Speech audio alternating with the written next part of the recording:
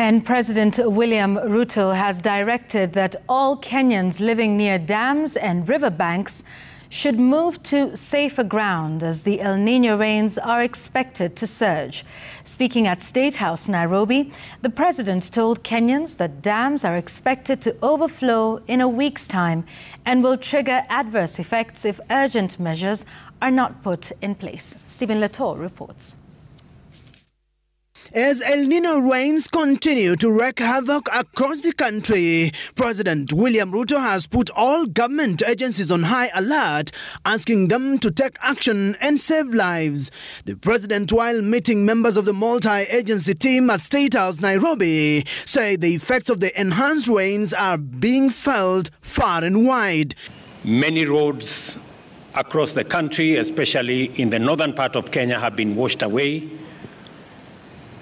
There are trucks stuck everywhere with food, medicines, fuel that is now unable to reach the destinations in various parts of the country, especially in northern Kenya. The president announcing formation of the National Disaster Operations Center, telling the multi-agency team that the rains are expected to surge according to the Meteorological Department and wants all hands on deck. The head of state has since called for an extraordinary cabinet meeting on Monday to sit and appropriate sufficient funds to help millions of Kenyans that have been affected by the El Nino rains.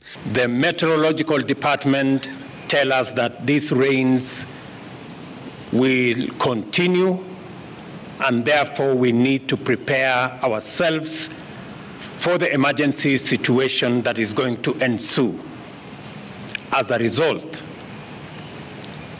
And taking into account the situation in the country now to do with our roads, the food situation, the water situation, the medicine delivery situation in Kenya.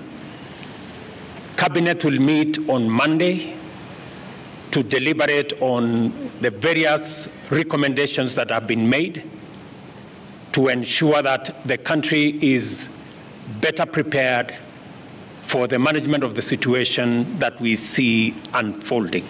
Already the government has availed 2.4 billion shillings to the ASAL's ministry to help affected Kenyans with over 40,000 households displaced by floods. Already 2.4 billion shillings have been made available to buy food and to make sure that that food is delivered where it is most needed. Adequate resources will be required, and that is why this team is now working on numbers so that we can mobilize the resources necessary to make sure that we attend to the roads that have been washed away, provide alternative. Food aid that had been dispatched to various parts of the country has been stuck on the highway following the washing away of sections of major roads and bridges.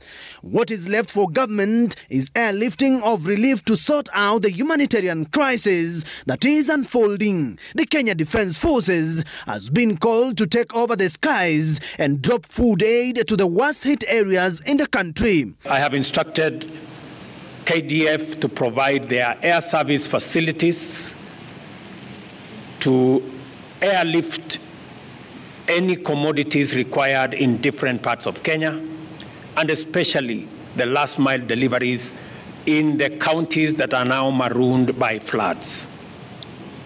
I have received the assurance of our CDF that that will be rolled out immediately. We are also going to mobilize the National Youth Service and the Engineering Department at KDF.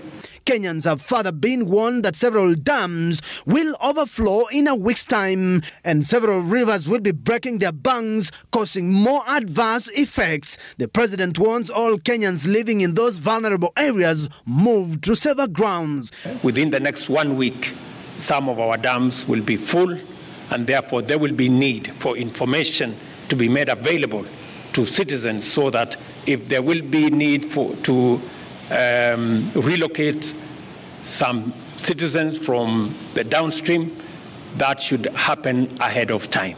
The multi-agency team will comprise, among others, the security organs, government departments, the Council of Governors, and emergency response teams. Stephen Leto, Citizen TV.